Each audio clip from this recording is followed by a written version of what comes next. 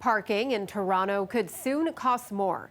The Toronto Parking Authority is considering a rate increase of about 25 cents more an hour, and drivers say even a small hike could make a big difference. For many drivers in Toronto, feeding the meter is already part of the daily routine, but soon it could cost a little more.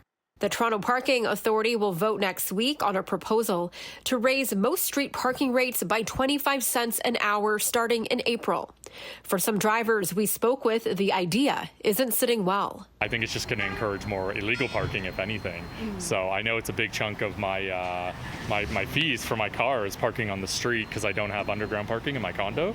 So yeah, it's really frustrating. It sucks, but ever since they took out the speeding cameras, I think that's their way of making up for it, maybe. It's unfortunate, but it's out of our control.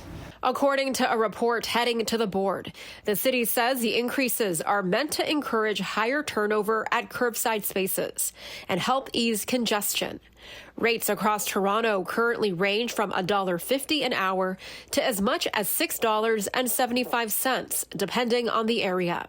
Under the proposal, some high-demand locations could see bigger jumps, with a small number of spots increasing from $4.25 an hour to $7 an hour. You know, I'm driving from Woodbridge, so parking is a big thing for me. So I don't think that's a good idea because with the cost of everything else, the gas and the commute, it's going to be, a lot of money on top of all the other expenses that we have.